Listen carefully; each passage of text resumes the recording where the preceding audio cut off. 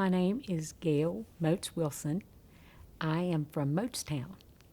I married here, and that's the reason I'm here. I married someone from here. I lived in Moatstown till I was 12, and then we moved up on Sandy Ridge Road, and that's where we lived until I was 24. So I grew up, I'm a Moats all the way through. My parents are Earl and Gloria Moats. Earl is Clarice and Albert Moats' child, one of the younger ones. And my mom, Gloria, is actually from Mount Solon, Virginia. And she met Dad when they used to come over for the homecomings. And my Aunt Frances and my grandfather, my Aunt Frances, who is Norma Jean's mother, they used to come over all the time, and that's how Mom and Dad met, was through Aunt Frances and my grandfather. So we got from Virginia to West Virginia, and they would ride the back of a truck and come over, and they would come over to the homecomings, bring a picnic lunch, and that's how they got here. Oh, I love Moatstown. My memories of growing up in Moatstown, where we lived with my grandma and grandfather for those 12 years. And we got to feed the chickens. We got to do things we fed the hogs, and we killed the chickens. We did our own thing. We had a garden. We worked in the garden as kids. We just had a good time, and it was just a loving family. Everybody always got along. They always came back home from the city after they moved away. And Moatstown is always going to be my home, and I love it there. I went back there and my son took me there. And we went up to all around Moatstown. I just couldn't believe how it had turned out after all these years. But it's always my home, and it'll always be my home. I love it. And it's just not the same there anymore. There's hardly anyone living there, and it's growing up, and it's just not what it used to be. He drove me down at the bottom all the way around, on up to my Aunt Edna's place, and on around, and it's just changed so much. And I just remember when it was lively there, when people were there, and we had a good time. We would go in the backyard, we'd play softball, we listened to music, we would just dance and just have a good time. And my grandmother always cooked these big meals, her and my mom. And on Sundays, Aunt Bev and her family that lived down here, the gardeners, would come up, and we all played and had a good time. And it's not like that anymore. My kids did not get to see those good times that I had growing up in Moatstown. It's just a wonderful place. And we just shared so much love, and it just can't be beat. It's home. My dad and some of the cousins would get together, and they would play music on the front porch. They played guitars, and they would play banjos, and they would play, and we would sing, and we would just get out there and dance and just have a good time. And people would come, of course. They nipped a little bit of their wine. They would have that old Gallo wine, and they nipped a little bit with it. But we just played, and they played music, and people just came, and we just had a good time.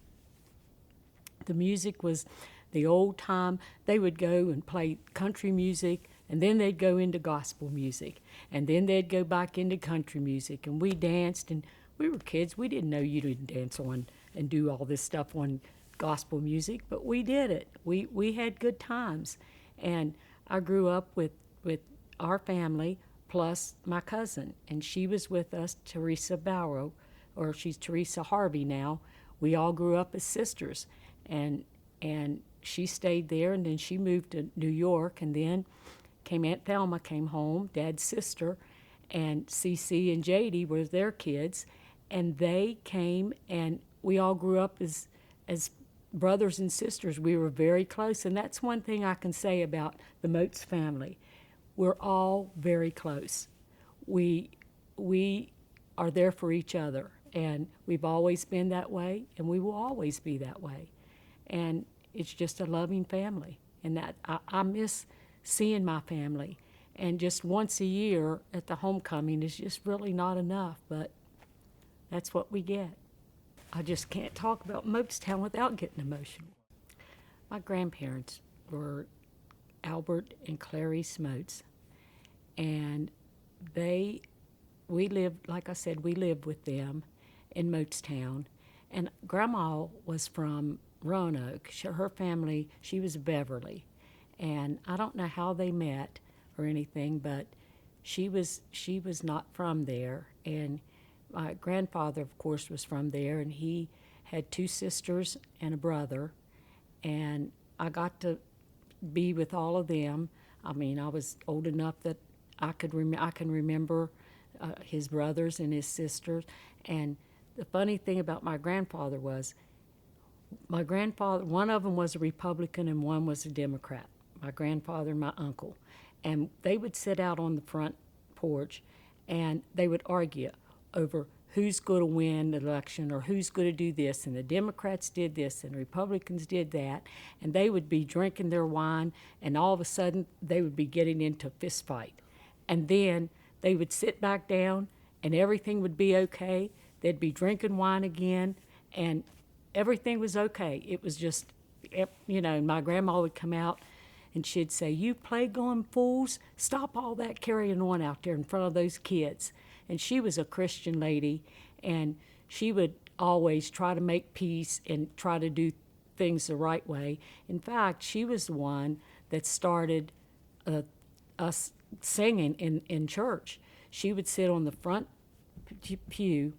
She would sit there and sleep sometimes, but she would make us go down to the church. It was Robin, my sister, me, my cousin Cece, and 3 of Pastor Boyd's kids. We would all go down and we would sing. We had no music, but we would sing, and we sang at church, and she would make sure that we did it right, and if we didn't, we would do it over. So my grandma was very instrumental in us growing up singing, and I credit her for all of that, and I'm glad she did, because I love to sing right today. I just love it. Moatstown, Moats Chapel. I grew up there. The church I grew up in was Moats Chapel, and it's right where we have the homecomings and everything still to this day. And back years ago, when she was alive, she did most of the planning and most of getting it ready and helping her with other community people, but she did most of it. She was there. I mean, even to the day she died, she cared about that community. She worked and cared about the community. And she was a school teacher. She taught in that schoolhouse up there. And she taught her kids and taught other kids. Now, she never got to teach in Franklin because she quit teaching then, but she was the school teacher there. So she did a lot. And I remember my dad telling us that she was very hard on them, harder than she was the other kids, and she would always do different for them, and it's simply because she wanted them to be the very best they could be. And I feel that she did a good job, because I feel every last one of them were the very best. I had uncles that went to the service. Dad never went to the service, but he's been a hard worker all of his life. So I just feel that she did what she could do, and my granddad, he was there. He helped her, and he worked and helped, but she was very, very instrumental in us growing up and just being there with her. She was just a good woman. She welcomed. I remember my mom telling me when she first came over here, she welcomed my mom just like she did her own daughters. She treated my mom as if she was one of her own, and she took her under her wing, and just because Mom was young when she came over here from Virginia. And she said, Miss Moats is what she called her. She said, Miss Moats took me and treated me just as good as she did her own kids. Granddad, he worked for Ford Garage and drank a lot of wine, but he was quiet when he didn't drink, he was really quiet. You didn't even know that he was there. And I'll never forget one time he wanted a haircut.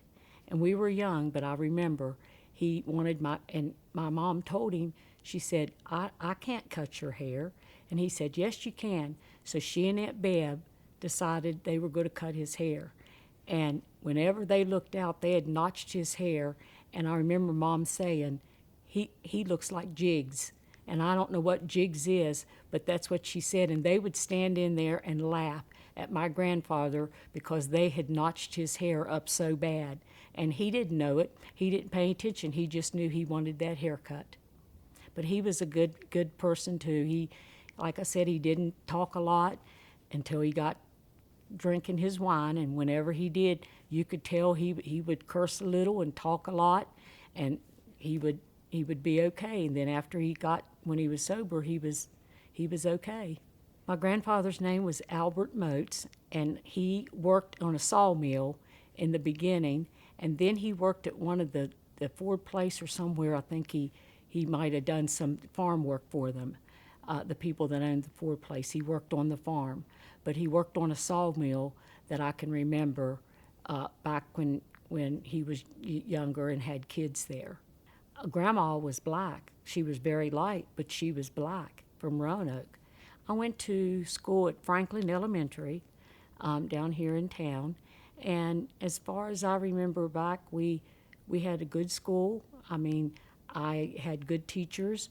I still can remember, my teachers that I really liked. Constance Waggy was one of the best teachers in grade school, and I feel that we were treated as good as the other kids were. I didn't see that they treated me any different than they did the other kids. And my first grade teacher was Kathleen Probst. I can still remember her telling my mom Mom told me she told her how nice she dressed us and how we always came with clean clothes and my hair was always done. I had really long hair, and she would always tell us about, how good we were and how we acted. And I had a good school year. I don't remember having anything different at school. And I went to Franklin High School, and I had good friends at Franklin High School. And some of my friends from grade school were from high school. I went from 1st through 12 with them, and I had good friends. I went to their houses. Not very many of them came to mine. Some of them did, but I was welcome at their houses, and we had a good upbringing. I thought we got along fine.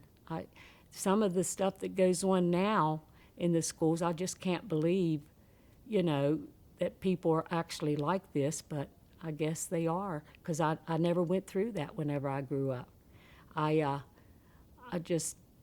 We grew up, and I remember my friends, we would go holding hands, and we shared. I even remember, I wouldn't do this now, but I remember sharing drinks and eating off of a candy bar and stuff, and they treated me just like I was one of them. I had a good school. Nothing, I don't think like it is these days. Some of those that I went to school with are still my good friends right today. Debbie Simmons is one of my best friends, and I went to school with her. We all got along well, and just, I still have my friends. I married Philip Wright, and he had that land before us. He had that land, and we got together, and I lived in Franklin first, and then we got a trailer and moved up there, and I have 3 children, Kanika Moats, Zethan Wright, and Desiree Wright. And we raised our kids up here on Entry Mountain, and they attended this church, and we attended Moatstown Church too. And this is their home. This is where they grew up. Now, like I said, my home is still Moatstown, but my home is up on Entry Mountain too. It was about the same as it is now. Well, it was more people here when I first moved here, and it was okay. used to come to church here, and I also directed the choir here. They had a kids choir, and I don't know how many kids we had. They were all from Entry Mountain, or lived here, and I directed that choir. It was Reverend Johnson was here, and Marcia played the piano, and we got along fine. I directed those kids, and we had a really good choir. They sang really well, and we all respected each other, and we sang in Pennsylvania. We went to sing, and we sang in Virginia. So those kids sang their hearts out. And Chip, that was here before, he was one of our lead singers that sang in the choir. I participated in the Christmas programs, but I never did have them. I just participated, sang, and had the kids to sing. And then one year it was Uncle Calvin Gardner and Norma Jean and me, and we sang, and I don't know who else was with us, but we sang. And then we had Uncle Calvin being Rudolph the Red-Nosed Reindeer, and we had a thing on his nose, and it would fall down. And one time it fell down, and it got hot and burned his nose. And those were just good times. And I participated, but I never did have the programs myself. I'm not sure. I know after the kids got older, they all moved away. They went to college.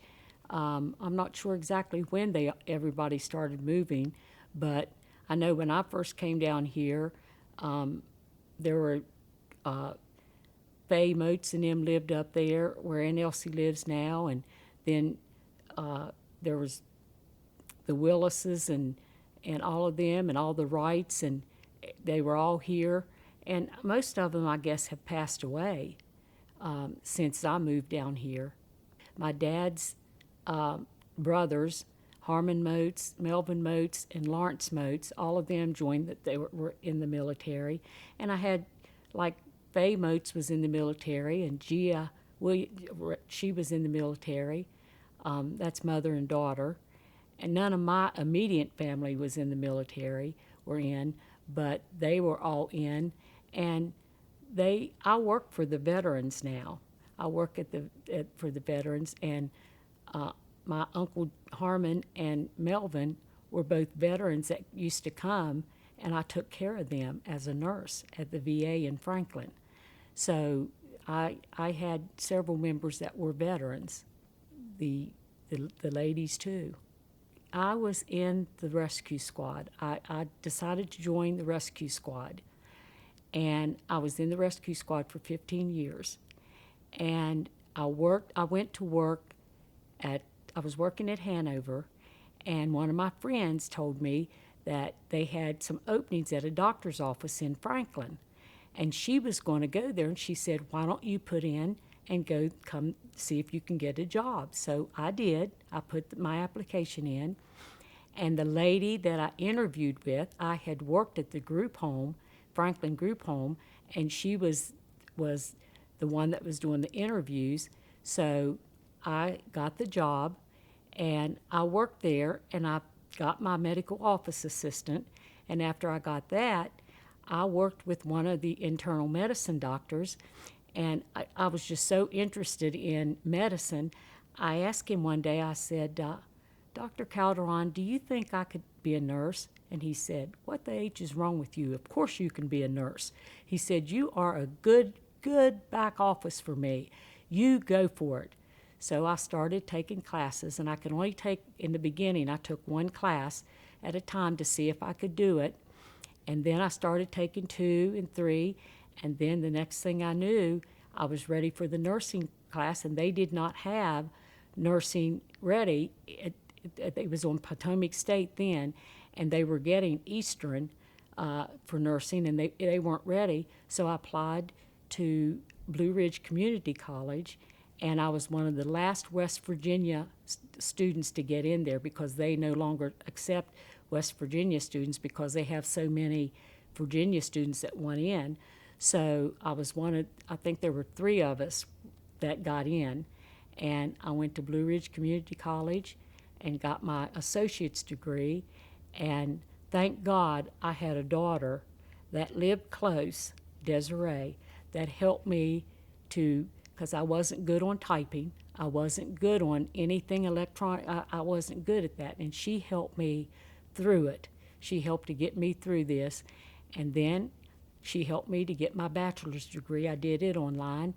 And I worked at Pendleton Community Care for 20 and a half years. And then I worked with the veterans, with the VA at PCC. And then they decided they weren't going to contract anymore. They were going to get what they call a CBOC, a clinic-based outpatient, a community outpatient clinic. And whenever they did that, then I applied for the job, and I got the nursing job there. So I worked there, and I've worked there 11 years for the VA in Franklin. About softball in the community. Like I said, I played for the Thorn first. I started out on third base for the Thorn, and we played the first year, and then the next year they didn't have their team, so I was working at Hanover Shoe, and I started playing for Hanover, and I played third base for them a little bit, and then I went to shortstop, and then I went to first base, and we played ball for years. I mean, I lived softball. I would take my little kids and set them with someone and in the dugout, and we played softball. We played all over. We played in Virginia. We played in West Virginia, different places in tournaments and stuff. And I just lived softball. And John, Nina's dad, was our coach, and my Uncle Calvin were our coaches. And we played, and I think Entry Mountain had their team before I ever played with them, and they won a lot before that. And then we played for Hanover, and we won and had many trophies. It wasn't very many people that could beat us. The Virginia teams came over and thought they could come over here and beat us. Nah, we sent them back with their tail between their legs. They couldn't beat us. And I remember we played one year, and there was this tall black lady. Her name was Turtle. They called her Turtle.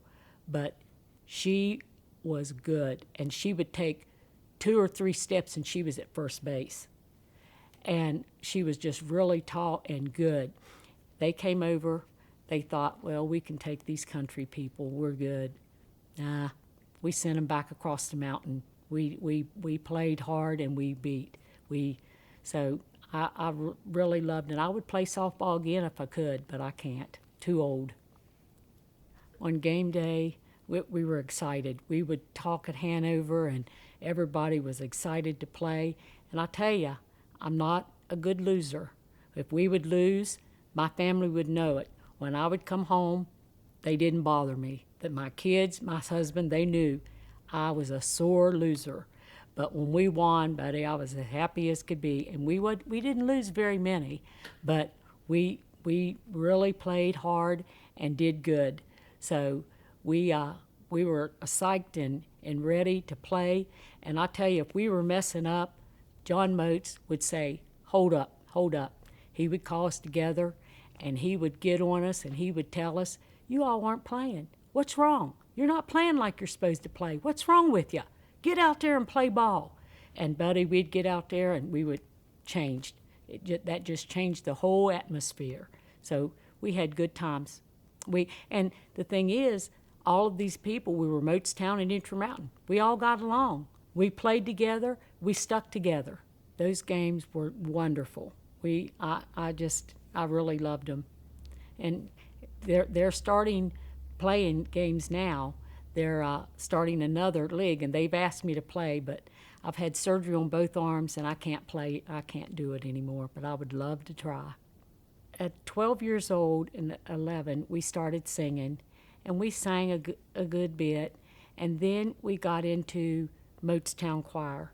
So we sang. It was only six of us, and we sang, and then we started getting more, and we had guitar players, bass guitar, and a lead guitar, and it was Reginald Moats and Ray Lambert, and then we would sing and just sang, and we went to different places. We went in Virginia. We sang at D.C. We've sang at Pennsylvania.